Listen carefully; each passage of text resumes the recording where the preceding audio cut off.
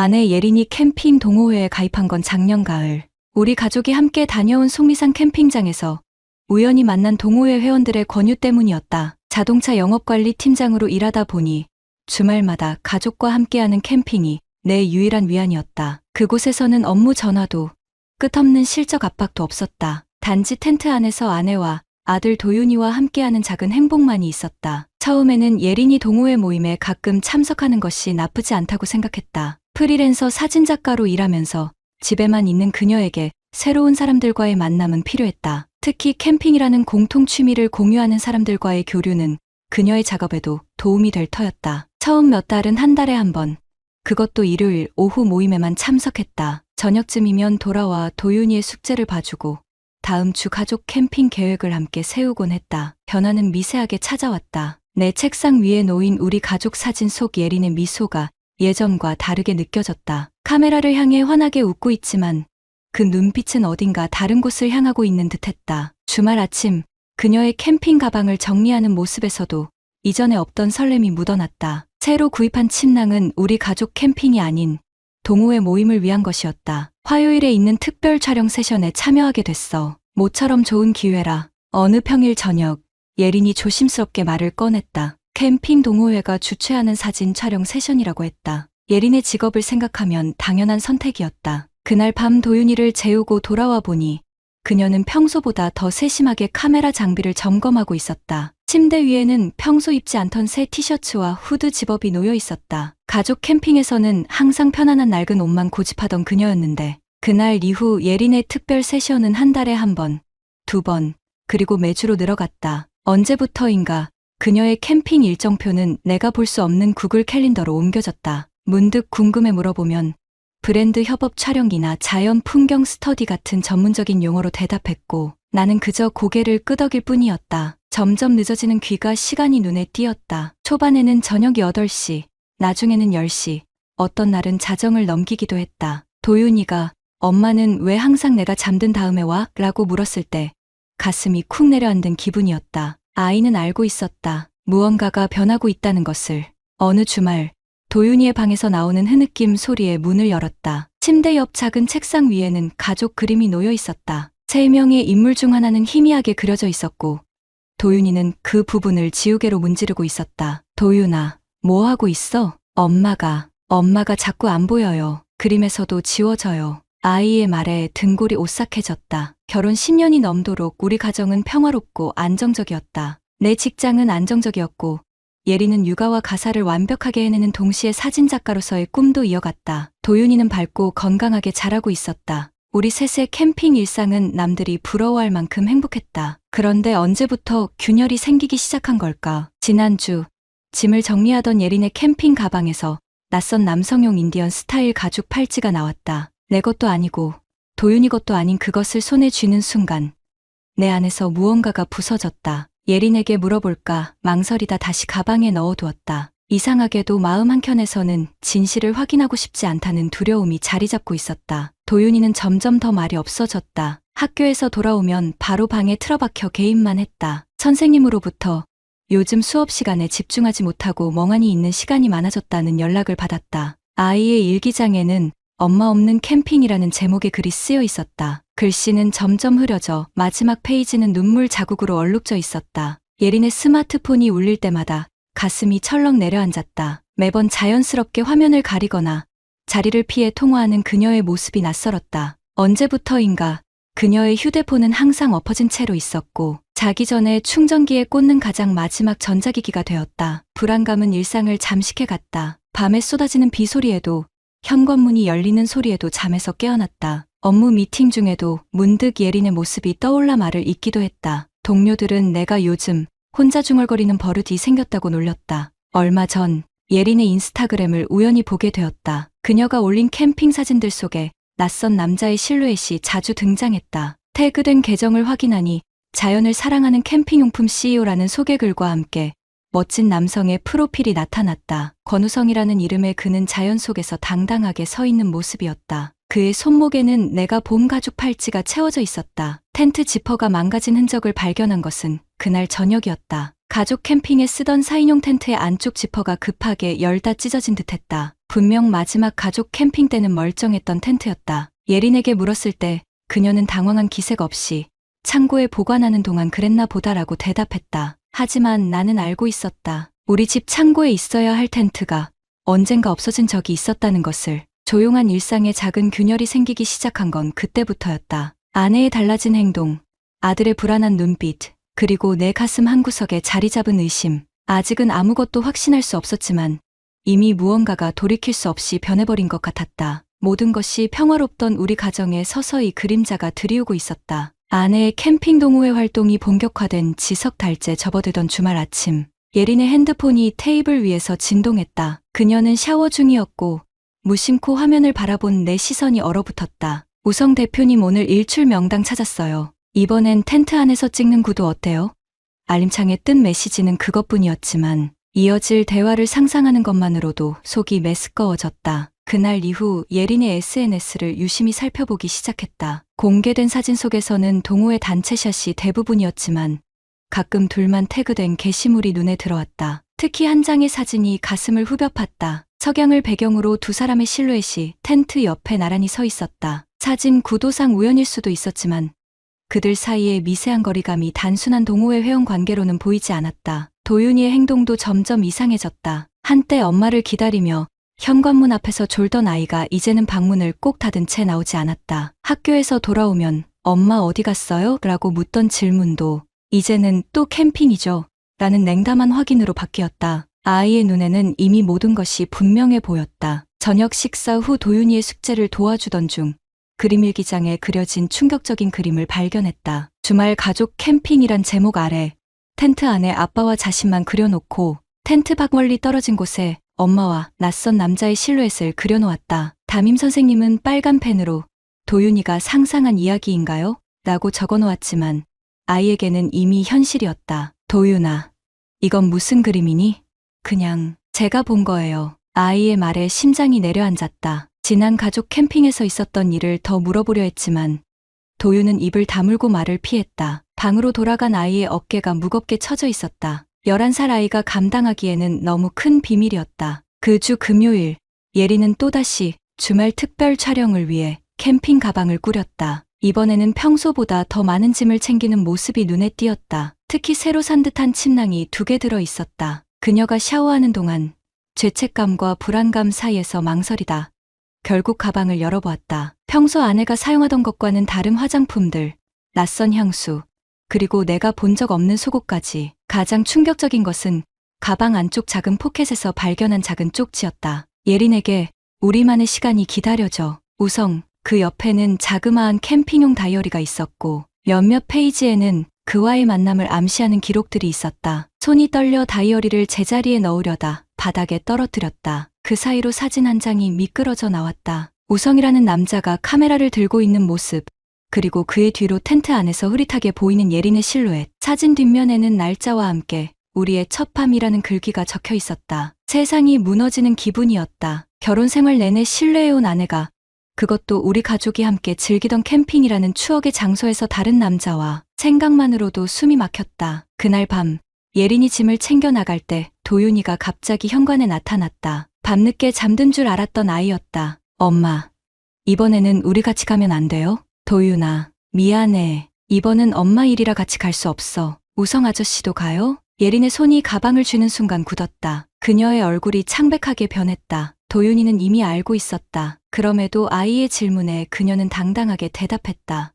그건 그냥 동호회 대표님이셔. 엄마 사진 작업에 도움 주시는 분이야. 도윤이의 눈빛이 슬프게 가라앉았다. 거짓말을 알아차린 아이의 표정이 내 가슴을 후벼 팠다. 현관문이 닫히고 도윤이는 소리 없이 흐느꼈다. 그날 밤부터 아이는 침대에 오줌을 싸기 시작했다. 초등학교 4학년이 된 이후 한 번도 없던 일이었다. 주말 내내 머릿속은 혼돈 그 자체였다. 아내를 미워해야 할지, 사실을 확인해야 할지, 아니면 모든 것을 모른 척해야 할지 판단이 서지 않았다. 유일하게 확실한 것은 도윤이의 상태가 심각하게 나빠지고 있다는 사실이었다. 학교에서 갑자기 울음을 터뜨리거나 친구들과 다투는 일이 잦아졌다는 담임 선생님의 연락이 이어졌다. 월요일, 예린은 평소보다 더 지친 모습으로 돌아왔다. 여느 때처럼 캠핑에서 찍은 사진들을 보여주려 했지만 이번에는 거절했다. 그녀의 눈빛에 순간적인 당혹감이 스쳤다. 요즘 점점 무뚝뚝해지는 내 태도에 그녀도 변화를 느끼고 있는 듯했다. 그날 저녁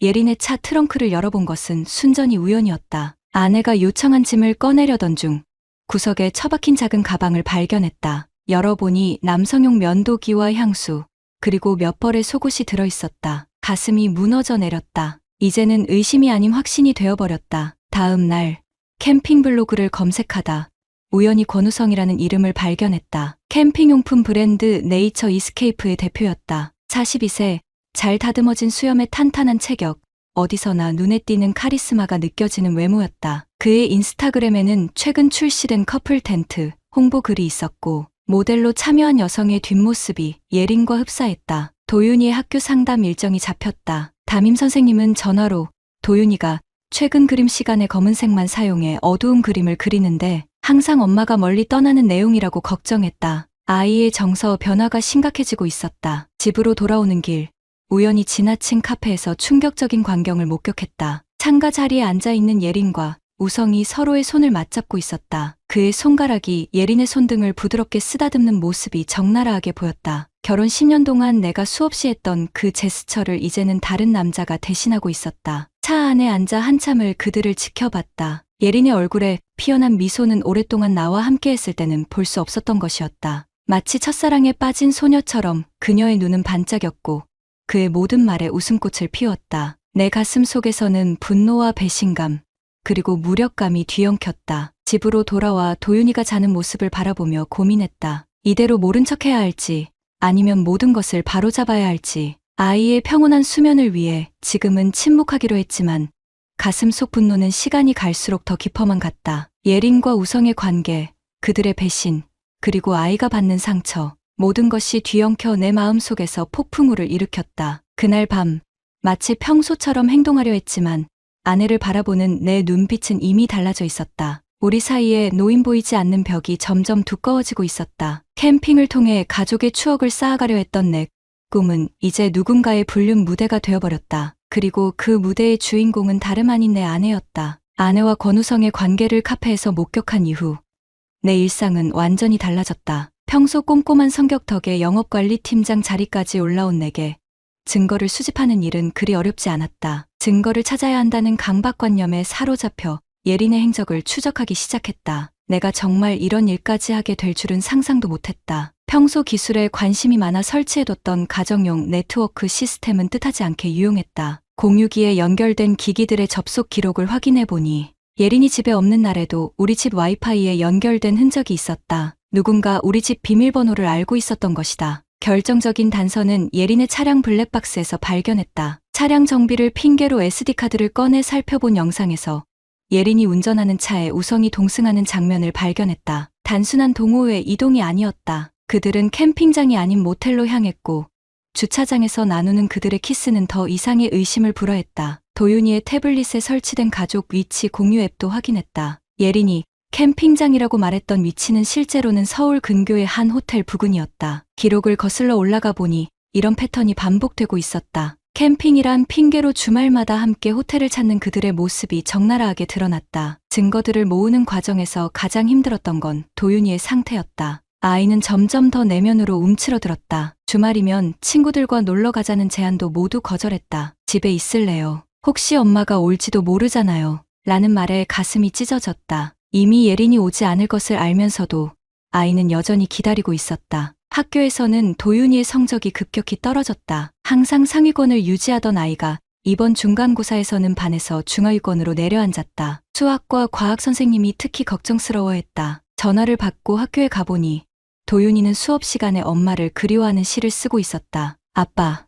엄마는 우리가 싫어진 거예요? 아니야, 도윤아. 엄마는 그냥 지금 좀 바쁘신 거야. 그럼 엄마가 또 우리랑 캠핑 가실 거예요? 아이의 질문에 대답하지 못했다. 거짓말을 하자니 언젠가 아이가 진실을 알게 될 텐데 진실을 말하자니 아직 감당하기에는 너무 잔인했다. 그저 어깨를 토닥이며 곧 좋아질 거야 라는 애매한 위로만 건넬 뿐이었다. 그러던 중 캠핑 동호회 회원으로부터 예상치 못한 연락이 왔다. 자신은 예린과 같은 반에서 활동하는 여성 회원이라며 더 이상 묵과할 수 없어 연락했다고 했다. 그녀는 우성과 예린의 관계가 동호회 내에서 공공연한 비밀이 되었다고 말했다. 특히 우성이 자신의 브랜드 모델로 예린을 내세우면서 특혜를 주는 것에 다른 회원들의 불만이 쌓여가고 있었다. 사모님께 미안하지만 이건 알려드려야 할 것 같아서요. 익명의 회원은 카카오톡으로 사진 몇 장을 보내왔다. 텐트 앞에서 포옹하는 두 사람, 캠핑장 호수가에서 손을 잡고 걷는 모습, 그리고 가장 충격적인 건 그들이 함께 있는 텐트 내부를 찍은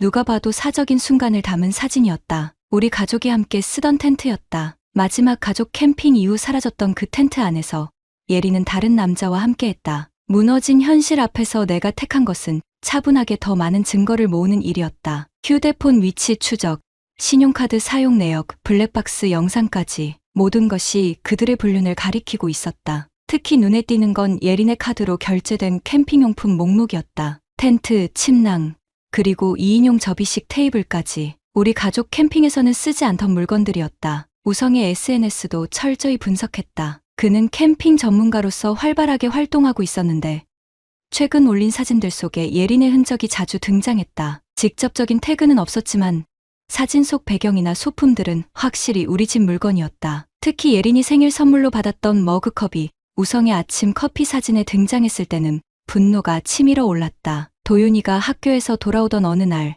아이의 체육복에서 낯선 향수 냄새가 났다. 예린이 가끔 도윤이를 학교에 데려다 주곤 했는데 그날따라 평소보다 일찍 데려다 준 모양이었다. 오늘 엄마가 태워다 주셨어? 네. 우성 아저씨 차로요. 도윤이의 대답에 귀를 의심했다. 아이는 이미 모든 것을 알고 있었다. 엄마의 외도 상대가 누구인지, 그리고 그 사람이 이제는 자신의 일상에까지 침투하고 있다는 사실까지. 아이의 눈에는 분노보다는 체념이 깃들어 있었다. 11살 아이치고는 너무 어른스러운 표정이었다. 그날 밤 도윤이가 악몽에 시달렸다. 엄마, 가지마. 우리 버리지 마. 라며 잠에서 깨어 울부짖었다. 아이를 달래느라 밤을 새웠고 다음날 예린에게 이 사실을 전했다. 그녀의 반응은 의외로 냉담했다. 요즘 시험 때문에 스트레스 받는 거야. 내가 주말에 시간 내서 같이 놀아줄게. 라는 말뿐이었다. 하지만 약속된 주말, 예린은 또 긴급 촬영을 핑계로 집을 비웠다. 도윤이는 멍하니 창밖만 바라보다 저녁도 먹지 않고 일찍 잠들었다. 아이의 슬픔을 지켜보는 것은 너무 고통스러웠다. 이대로는 안 되겠다고 결심했다. 다음 주 예정된 캠핑 동호회 정기 모임이 있었다. 우리 가족이 함께 참여하는 행사였다. 대규모 가족 캠핑으로 동호회 회원들의 가족들이 모두 모이는 자리였다. 도윤이는 처음으로 표정이 밝아졌다. 오랜만에 엄마와 함께하는 캠핑이었으니까. 모임 전날 예린의 물건들을 정리하다 핸드폰 알림이 울렸다. 내일은 조심해야 해. 가족들 앞에서 티 내지 말고. 우성의 메시지였다. 이어 예린의 답장이 왔다. 걱정 마. 그냥 평범한 동호회 관계처럼 행동할게. 남편은 아무것도 모르니까. 또다시 가슴이 무너져 내렸다. 아무것도 모른다고? 내가 어떤 심정으로 이 모든 것을 지켜봐왔는지, 도윤이가 얼마나 상처받고 있는지. 그녀는 정말 아무것도 모르고 있었다. 캠핑 날 차에 짐을 싣던 중 예린의 가방에서 익숙한 남성용 팔찌가 또 발견됐다. 이번에는 숨기지 않고 손에 쥐고 그녀에게 물었다. 이건 누구 거야? 아, 그거 촬영용 소품이야. 샘플로 받은 거라 버리기 아까워서. 또다시 거짓말이었다. 이제는 거리낌 없이 눈 하나 깜빡이지 않고 거짓말을 하는 그녀의 모습에 심장이 찢어지는 듯했다. 증거를 모으는 지난 몇 주간 나는 수없이 망설였다. 가족을 지키고 싶은 마음과 배신에 대한 분노 사이에서 갈등했다. 하지만 이제는 결심이 섰다. 도윤이를 생각하면 평화롭게 이 문제를 해결하고 싶었지만 예린의 뻔뻔한 거짓말을 더 이상 견딜 수 없었다. 그리고 무엇보다 아이가 이미 너무 많은 것을 알고 있었다. 더 이상 숨길 수 없는 진실 앞에서 나는 마침내 결단을 내렸다. 캠핑장에서 모든 회원들과 그들의 가족들 앞에서 그리고 우리 아들 앞에서 이 불편한 진실을 마주하기로 했다. 캠핑장으로 향하는 차 안에서 예린은 평소와 다름없이 음악을 틀고 흥얼거렸다. 뒷자리에서 조용히 창밖을 바라보는 도윤이의 모습이 백미러에 비쳤다. 아이의 슬픈 눈빛을 보며 가슴이 무거워졌지만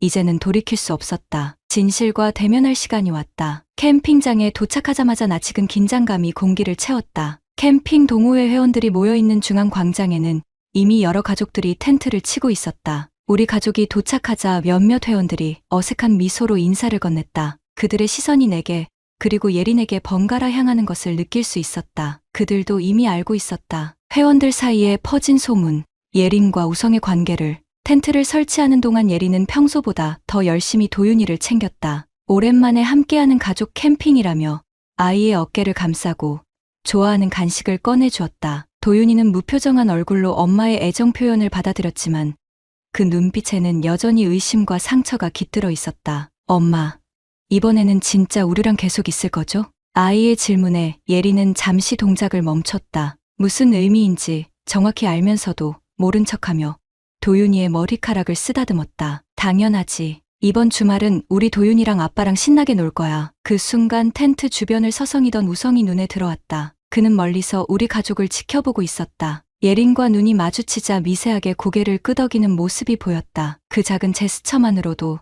내 가슴은 분노로 가득 찼다. 저녁 식사 준비가 한창일 때 동호회 대표가 모두를 중앙 캠프파이어 장소로 불렀다. 가족 단위 캠핑의 하이라이트인 캠프파이어와 바비큐 파티 시간이었다. 모든 회원들과 가족들이 둥글게 모여 앉았고 우리 가족도 자리를 잡았다. 예린은 자연스럽게 내 옆이 아닌 도윤이 옆에 앉았다. 그리고 예상대로 우성은 다른 회원들과 함께 불 옆에 서서 진행을 돕고 있었다. 캠프파이어가 타오르며 분위기가 무르익었다. 동호회 대표의 환영 인사에 이어 각 가정을 소개하는 시간이 이어졌다. 차례가 다가오자 가슴이 빠르게 뛰기 시작했다. 손바닥에 식은땀이 맺혔다. 내가 계획한 순간이 다가오고 있었다. 다음은 이태준 씨 가족입니다. 우리 동호회의 오랜 회원이시죠. 자리에서 일어나 마이크를 건네받았다. 모든 시선이 내게 쏠렸다. 도윤이는 의아한 표정으로 나를 올려다보았고 예린은 미소를 지으며 고개를 끄덕였다. 그녀는 내가 무슨 말을 할지 전혀 예상하지 못했다. 안녕하세요. 이태준입니다.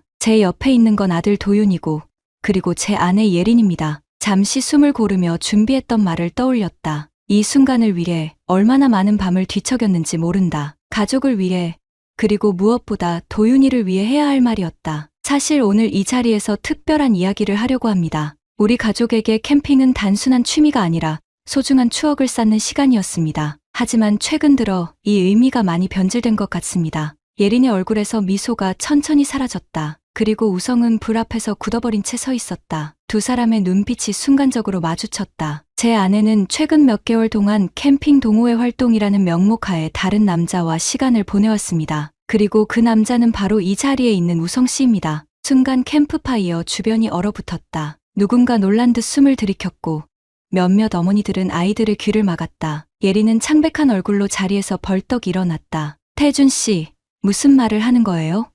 여기 아이들도 있는데. 그녀의 말을 무시하고 계속했다. 이미 시작한 일이었다. 도윤이가 내 바지를 잡아당겼지만 이제 와서 멈출 수는 없었다. 제가 가지고 있는 증거들이 있습니다. 블랙박스 영상, 위치 기록, 그리고 호텔 영수증까지 모두 당신들의 관계를 증명하는 것들입니다. 우성이 마침내 불 앞에서 걸어 나왔다. 그의 얼굴에는 당혹감보다는 오히려 짜증 섞인 표정이 역력했다. 태준 씨, 진정하세요. 여기서 이런 이야기를 꺼내는 건 적절하지 않습니다. 우리는 그냥 좋은 친구 사이였을 뿐이에요. 그의 뻔뻔한 태도에 분노가 치밀어 올랐다. 주머니에서 사진 몇 장을 꺼내 주변 사람들에게 보여주었다. 텐트 안에서 함께 있는 두 사람의 모습, 호텔 앞에서 손을 잡고 있는 장면, 그리고 차 안에서의 은밀한 순간까지. 좋은 친구. 이런 식으로 친구와 시간을 보내나요? 내 아내와, 그것도 우리 가족이 함께 쓰던 텐트에서. 예린은 이제 완전히 창백해진 얼굴로 그 자리에 서 있었다. 주변 회원들의 수군거림이 점점 커졌다. 몇몇은 자리를 피하기 시작했고 특히 아이들이 있는 가족들이 빠르게 자리를 떠났다. 그때 예상치 못한 소리가 들렸다. 도윤이의 울음소리였다. 아이는 덜덜 떨리는 손으로 귀를 막은 채 흐느끼고 있었다. 그 모습에 순간 정신이 번쩍 들었다. 내가 지금 무슨 짓을 하고 있는 건지, 도윤이 앞에서 이런 식으로 모든 것을 폭로해버린 것이 옳은 선택이었는지 의문이 들었다. 하지만 이미 돌이킬 수 없었다. 도윤이가 울음을 참지 못하고 텐트로 뛰어가 버렸다. 예린이 아이를 따라가려 했지만 도윤이는 엄마를 밀쳐내고 혼자 텐트 안으로 들어가 버렸다. 우성은 여전히 태연한 표정으로 서 있었다. 그의 눈에는 후회나 죄책감이라곤 찾아볼 수 없었다. 오히려 짜증 섞인 표정으로 나를 바라보고 있었다. 굳이 이렇게까지 해야 했습니까? 그냥 어른들끼리 조용히 해결할 수도 있었잖아요. 그의 말에 분노가 폭발했다. 조용히? 당신들이 내 가정을 파괴하는 동안 난 조용히 지켜봐야 했나요? 내 아들이 밤마다 악몽에 시달리는 동안에도요? 카메라를 들고 있던 동호회 회원이 우리의 모습을 찍고 있었다. 모두의 시선이 집중된 가운데 예린이 다시 돌아왔다. 그녀의 눈에는 눈물이 고여 있었다. 도윤이가 문을 걸어 잠그고 안 나와요. 계속 울고만 있어요. 그제서야 내가 저지른 일의 무게가 온전히 느껴졌다. 분노에 휩싸여 가장 중요한 것을 잊고 있었다. 도윤이의 마음이었다. 아이가 받을 상처를 생각하지 못하고 내 분노와 배신감만을 앞세운 것이다. 우성은 이 상황에서도 책임을 회피하기에 급급했다. 나는 그저 예린 씨와 친하게 지낸 것뿐입니다. 모든 것을 오해하신 거예요. 그 말에 참지 못하고 주먹이 날아갔다. 우성의 턱을 강타한 내 손이 아팠지만 마음속 분노는 조금도 가라앉지 않았다. 주변에서 비명소리가 들렸고 몇몇 남자 회원들이 달려와 우리를 말렸다. 예린은 이제 완전히 울음을 터뜨렸다. 그녀의 눈에는 후회와 공포, 그리고 수치심이 교차했다. 처음으로 그녀의 가면이 벗겨진 순간이었다. 미안해. 정말 미안해. 이렇게 될 줄은 몰랐어. 하지만 그녀의 사과가 너무 늦었다는 것을 우리 모두 알고 있었다. 도윤이의 상처, 무너진 가정, 그리고 이 자리에서의 수치스러운 폭로까지 돌이킬 수 없는 강을 이미 건너버렸다. 동호회 대표가 나서서 상황을 진정시키려 했다. 하지만 이미 많은 가족들이 자리를 떠났고 분위기는 완전히 망가져버렸다. 우성은 코피를 흘리며 자신의 텐트로 돌아갔고 예린은 여전히 도윤이의 텐트 앞에서 애원하고 있었다. 텐트로 다가가 도윤이의 이름을 불렀다. 도윤아, 아빠야, 문 좀 열어줄래? 한참의 침묵 후 지퍼 소리가 들렸다. 텐트 안으로 들어가니 도윤이는 침낭 속에 몸을 웅크린 채 흐느끼고 있었다. 아이의 눈은 이미 붉게 부어 있었다. 왜 그랬어요? 왜 다른 사람들 앞에서 그런 말을 했어요? 아이의 질문에 대답할 말이 없었다. 분노에 눈이 멀어 가장 소중한 아이의 마음을 생각하지 못했다. 단지 내 상처와 배신감을 드러내기에 급급했을 뿐이다. 미안해, 도윤아. 아빠가 너무 화가 나서. 도윤이는 더욱 큰 소리로 울음을 터뜨렸다. 그 울음소리는 캠핑장 전체에 울려 퍼졌다. 11살 아이의 어깨가 격렬하게 떨리는 모습을 바라보며 내가 저지른 일의 무게를 온전히 느낄 수 있었다. 예린이 조심스럽게 텐트 안으로 들어왔다. 도윤이는 엄마를 보자 더욱 구석으로 몸을 움츠렸다. 평소 엄마를 그토록 그리워하던 아이가 이제는 그녀를 피하고 있었다. 예린의 얼굴이 일그러졌다. 도윤아, 엄마가 잘못했어. 정말 미안해. 도윤이는 대답 대신 고개를 흔들었다. 아이의 눈에는 이제 분노와 실망감이 가득했다. 엄마가 우리를 버렸어요. 그리고 아빠는 모든 사람들 앞에서 이제 학교에서 친구들이 알면 어떡해요. 아이의 말에 가슴이 무너져 내렸다. 도윤이는 자신의 문제를 걱정하고 있었다. 친구들에게 놀림받을까봐, 가정 상황이 알려질까봐 두려워하고 있었다. 나는 그저 내 분노에만 집중한 나머지 아이가 겪을 2차 피해는 전혀 고려하지 않았다. 밖에서는 동호회 회원들이 텐트를 걷고 있는 소리가 들렸다. 모두가 서둘러 이 불편한 상황을 피하고 있었다. 우리 가족의 드라마는 이제 동호회 전체의 가십거리가 되어버렸다. 예린은 조심스럽게 도윤이에게 다가가려 했지만 아이는 더욱 몸을 움츠렸다. 그녀의 눈에 절망감이 깃들었다. 처음으로 진심 어린 후회가 보였다. 우리 집에 가자. 이곳에 더 있을 필요 없어. 짐을 서둘러 챙기는 동안 우성은 어디론가 사라진 후였다. 그는 자신의 텐트와 짐을 모두 챙겨 떠나버렸다. 책임지지 않는 그의 모습이 예린의 눈에도 새롭게 보였을까. 그녀의 눈에는 이제 공허함만 남아있었다. 차에 짐을 싣는 동안 동호회 회원들의 시선이 따가웠다. 동정과 비난, 그리고 호기심이 뒤섞인 눈빛들. 도윤이는 후드를 깊게 눌러쓴 채 누구와도 눈을 마주치지 않았다. 집으로 향하는 차 안, 무거운 침묵만이 흘렀다. 백미러로 보이는 도윤이의 얼굴은 이제 완전히 무표정했다. 감정의 폭풍우가 지나간 후 남은 것은 텅 빈 황무지 같은 공허함뿐이었다. 예린이 작은 목소리로 입을 열었다. 정말 미안해. 이렇게 될 줄은 몰랐어. 그녀의 사과가 무슨 의미가 있을까? 이미 무너진 가정, 상처받은 아들, 그리고 파괴된 신뢰, 모든 것이 산산조각 난 후에야 찾아온 뒤늦은 후회였다. 도윤이의 작은 흐느낌이 다시 들려왔다. 아이의 슬픔이 이 좁은 차 안을 가득 채웠다. 그 순간 깨달았다. 내가 주고자 했던 정에, 그리고 예린에게 느꼈던 배신감을 표출하기 위해 치른 대가가 너무 컸다는 것을. 가장 소중히 여겨야 할 도윤이의 마음을 가장 크게 다치게 한 것은 다름 아닌 나 자신이었다. 캠핑장에서의 폭로 사건 이후 한 달이 흘렀다. 우리 집은 이제 영원히 돌아올 수 없는 과거의 평화를 그리워하는 정적만이 가득했다. 예린은 여전히 집에 있었지만 우리 사이에는 보이지 않는 벽이 높게 쌓여 있었다. 식사 시간의 침묵, 복도에서 마주칠 때의 어색한 눈빛 교환, 그리고 밤마다 각자 다른 방에서 보내는 시간들. 한 지붕 아래 살고 있지만 우리는 이미 서로에게 낯선 사람이 되어버렸다. 가장 큰 변화는 도윤이에게 찾아왔다. 아이는 학교를 옮겼다. 캠핑장 사건 이후 소문이 빠르게 퍼졌고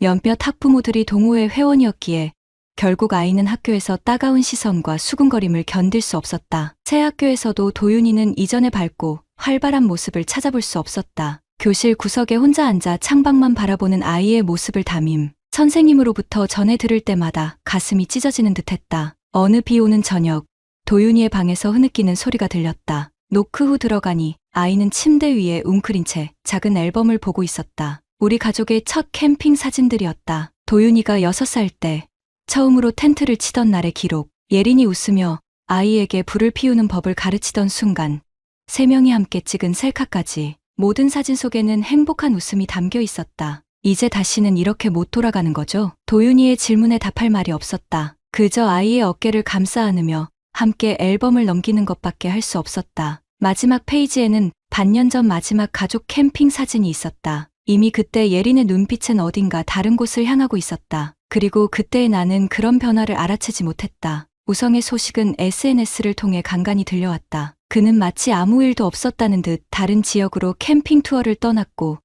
새로운 제품 라인을 홍보하고 있었다. 한 번도 미안하다는 말 없이 한 가정이 무너지는데 자신이 기여했다는 사실에 아무런 죄책감도 보이지 않았다. 때때로 그의 게시물에는 여전히 예린의 사진 기술이 묻어나는 이미지들이 올라왔다. 그들은 연락을 완전히 끊지 않은 듯했다. 예린의 변화는 미묘했다. 더 이상 캠핑 동호회에 나가지 않았지만 혼자 사진 촬영을 위해 외출하는 날이 잦아졌다. 그럴 때마다 도윤이의 눈에는 의심과 상처가 깃들었다. 아이는 더 이상 묻지 않았지만 그 침묵이 오히려 모든 것을 말해주고 있었다. 심리 상담사를 찾아갔다. 처음에는 도윤이를 위해서였지만 상담사는 가족 전체의 치유가 필요하다고 권했다. 예린도 동의했다. 첫 가족 상담 시간. 우리 셋은 어색하게 원형으로 앉아 서로를 바라보았다. 도윤이는 여전히 고개를 숙인 채 손가락만 만지작거렸다. 각자가 느끼는 가장 큰 아픔이 무엇인지 이야기해볼까요? 상담사의 질문에 오랜 침묵이 흘렀다. 누구도 먼저 입을 열지 못했다. 결국 가장 어린 도윤이가 조용히 입을 열었다. 저는 엄마가 우리를 충분히 사랑하지 않아서 다른 사람을 찾은 게 제일 슬펐어요. 그리고 아빠가 모든 사람들 앞에서 그런 말을 해서 창피했어요. 도윤이의 솔직한 말에 예린의 눈에 눈물이 고였다. 그녀는 조심스럽게 아이에게 다가가려 했지만 도윤이는 여전히 몸을 움츠렸다. 그 간극이 우리 가족의 현 상태를 그대로 보여주고 있었다. 예린도 입을 열었다. 처음으로 그녀의 입에서 진심 어린 고백이 흘러나왔다. 날마다 반복되는 일상에 갇혀있다고 느꼈어. 사진작가로서의 꿈, 나 자신의 정체성이 모두 사라지는 것 같았어. 우성 씨는, 그는 내게 새로운 세계를 보여줬지. 하지만 그건 변명이 아니야. 내가 선택한 이기적인 결정이었고 그 결과로 너희에게 깊은 상처를 줬어. 특히 도윤이에게 엄마로서 용서받을 수 없는 짓을 했어. 그녀의 말에 도윤이의 어깨가 미세하게 떨렸다. 아이는 여전히 눈물을 참으며 고개를 숙이고 있었다. 마지막으로 내 차례가 왔다. 지난 몇 달간 가슴속에 쌓아온 모든 감정이 한꺼번에 쏟아져 나왔다. 난 모든 것이 내 잘못인 것 같아. 아내의 변화를 알아채지 못했고 그녀가 원하는 것이 무엇인지 이해하려 노력하지 않았어. 그리고 가장 큰 실수는 내 분노를 통제하지 못하고 모든 이들 앞에서 그런 식으로 폭로한 거야. 도윤이가 상처받을 것을 알면서도 나는 그저 내 감정만 생각했어. 말을 마치자 어깨가 가벼워지는 듯했다. 오랫동안 쌓아온 감정의 무게가 조금은 덜어진 기분이었다. 도윤이가 처음으로 고개를 들어 나를 바라보았다. 아이의 눈에 미세한 이해의 빛이 깃들었다. 상담은 매주 계속되었다. 천천히, 하지만 확실하게 도윤이의 상태가 나아지기 시작했다. 학교에서의 성적도 조금씩 회복되었고 가끔은 친구를 집에 데려오기도 했다. 아이는 이제 현실을 받아들이고 있었다. 예린과 나 사이의 앙금은 쉽게 가라앉지 않았다. 여전히 같은 집에 살고 있지만 부부로서의 관계를 회복하기는 어려웠다. 그녀는 진지하게 반성하는 모습을 보였고 도윤이와의 관계 회복을 위해 많은 노력을 기울였다. 주말마다 둘만의 시간을 가지며 천천히 신뢰를 쌓아가고 있었다. 비가 내리던 어느 주말, 도윤이가 뜻밖의 제안을 했다. 우리 다시 캠핑 가면 안 될까요? 예린과 나는 놀란 눈빛을 교환했다. 아이에게 캠핑은 이제 트라우마와 같은 존재였을 텐데 먼저 입을 연 것이다. 도윤이의 눈에는 두려움과 기대가 동시에 깃들어 있었다. 다음 주말, 우리는 조용한 강가에 텐트를 쳤다. 예전처럼 웃고 떠들지는 않았지만 세 사람이 함께 자연 속에 있다는 것만으로도 의미가 있었다. 도윤이는 조심스럽게 모닥불을 피우는 법을 다시 배웠고 예리는 자연스럽게 아이를 도왔다. 나는 그저 그 모습을 지켜보며 아직 희망이 있음을 느꼈다. 밤하늘의 별을 바라보며 텐트 앞에 앉아 있을 때 도윤이가 작은 목소리로 물었다. 우리 가족, 다시 예전처럼 될 수 있을까요? 질문에 명확한 답을 줄 수 없었다. 예전으로 완전히 돌아가는 것은 불가능하다는 것을 아이도 어렴풋이 알고 있었을 것이다. 하지만 그 질문 속에는 희망이 담겨 있었다. 예전과는 다르겠지만 우리는 여전히 가족이야. 그리고 앞으로도 계속 너를 사랑할 거야. 예린도 조심스럽게 도윤이의 손을 잡았다. 아이는 이제 엄마의 손길을 피하지 않았다. 작은 진전이었지만 의미 있는 변화였다. 캠핑에서 돌아온 후 예린은 나에게 진지한 대화를 청했다. 거실에 마주 앉아 그녀의 이야기를 들었다. 난 정말 미안해. 그리고 내가 어떤 결정을 내리든 존중할게. 이혼을 원한다면 난 도윤이의 양육권에 대해 다투지 않을 거야. 다만 아이를 계속 볼 수 있게 해주길 바랄 뿐이야. 그녀의 눈에는 진심이 담겨 있었다. 이전의 교활한 거짓말쟁이가 아닌 자신의 실수를 인정하고 그 대가를 치를 준비가 된 사람으로 보였다. 이혼, 그 단어가 현실로 다가오자 마음이 복잡해졌다. 도윤이에게 최선의 선택은 무엇일까? 그리고 나 자신에게는 배신의 상처는 여전히 아물지 않았지만 완전히 새로운 시작이 가능할까? 어느 날 우연히 예린의 노트북을 보게 되었다. 열려있는 문서에는 그녀가 쓴 일기가 담겨 있었다. 읽어서는 안 된다는 것을 알면서도 나는 몇 줄을 훑어보았다. 오늘도 도윤이의 눈을 마주보기가 힘들었다. 내 잘못으로 인해 아이의 순수한 미소가 사라졌다. 태준이 나를 용서하지 않는 것은 이해한다. 하지만 도윤이마저 아이의 신뢰를 다시 얻을 수 있을까?